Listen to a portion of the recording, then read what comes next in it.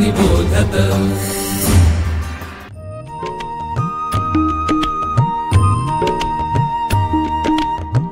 विवेकी अक्षर विवेकी लेखन सुश्राव्य वाचन श्रवणार्थ चरित्रे संस्कारी धीरवीर गाथा रम्य बालकथा अनुभवा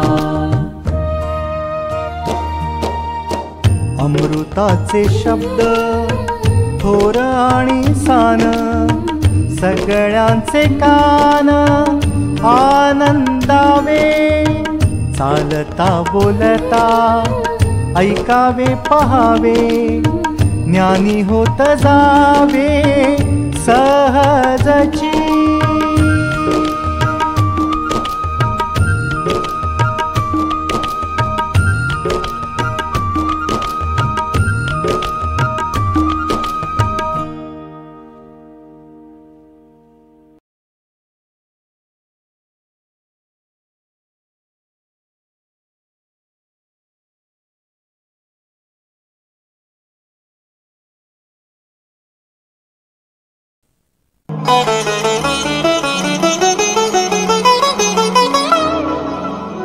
नमस्कार। विवेकानंद केंद्र मराठी प्रकाशन विभाग सादर करीत आहे प्रबोधन युगातील दोन योद्धे, महर्षी दयानंद आणि स्वामी विवेकानंद। लेखक आहेत डॉक्टर प्रभाकर पाठक, अभिवाचन स्मिता पास्ते। पाठ क्रमांक 6, संघटनेत सामर्थ्य आहे, दयानंद व विवेकानंद यांचा विश्वास।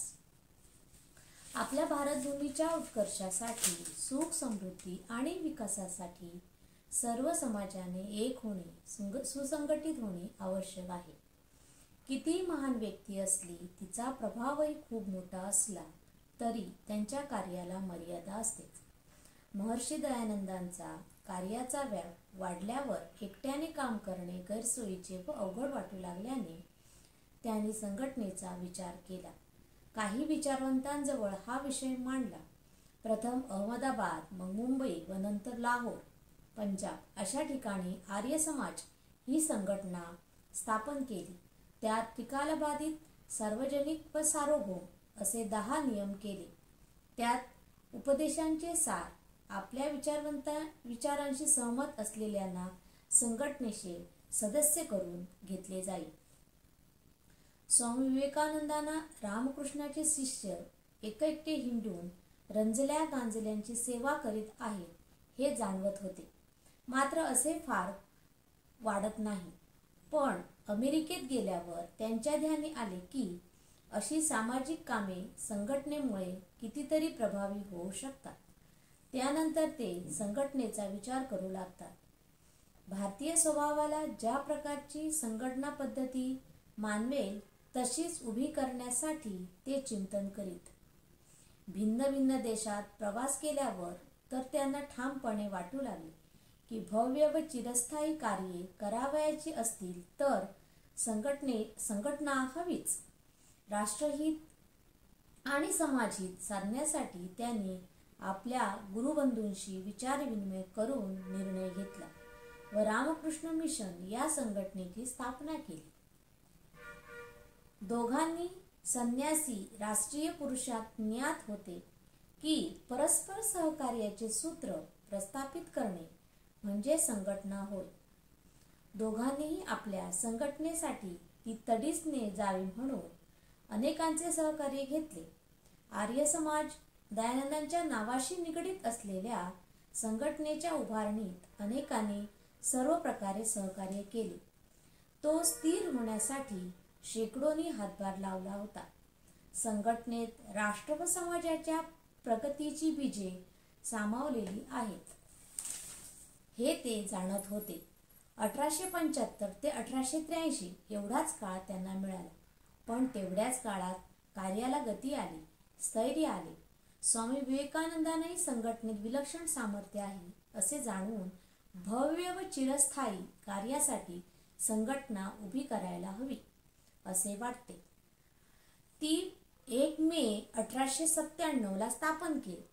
मे 97 ते जुलै 1902 एवढीच 5 वर्ष विवेकानंदांना मिळाली.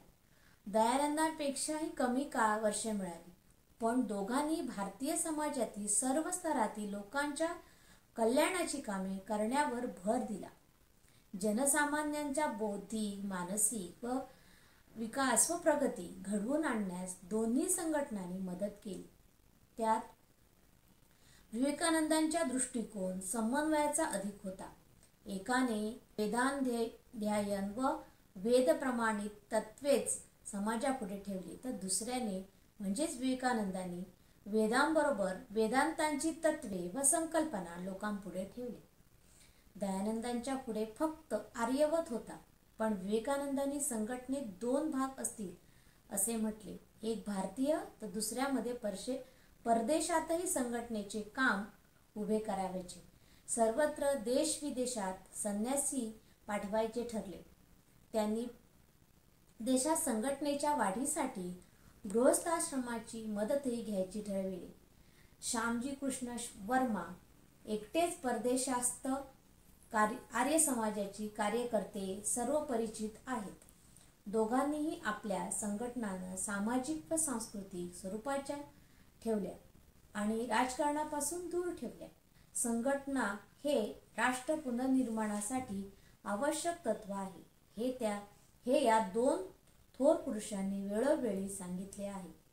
समाजातील शहाण्या लोकांच्या डोक्यातही खुळचट कल्पना ठासून भरलेल्या दोघांनी जाणवल्या होत्या.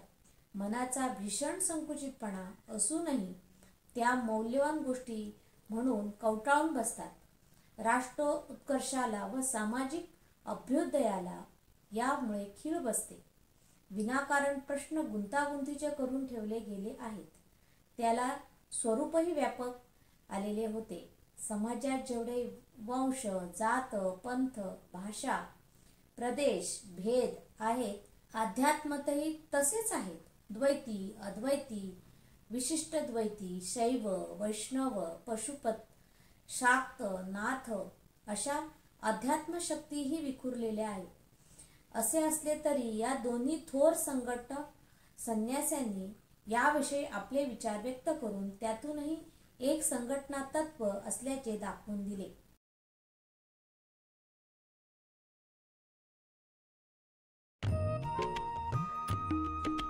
विवेकानंद केंद्र मराठी प्रकाशन विभाग म्हणजेच MPRV गेली 35 वर्षे संस्कारक्षम आणि राष्ट्र जागरणपर पुस्तकांच्या प्रकाशन व्यवसायात. 135 हून अधिक पुस्तके, 10 लाखांहून अधिक प्रतींची एकूण विक्री, कार्यकर्त्यांना उपयोगी पडेल अशा माहितीची विवेकशलाका आणि केंद्राच्या देशभरातील कार्याचा परिचय करून देणारी कार्यदर्शिका. संपर्क अश्विनी हाइट्स, 1ला मजला, ग्राहक पेठेजवळ, टिळक रोड, पुणे 30. संपर्क क्रमांक 9881061686.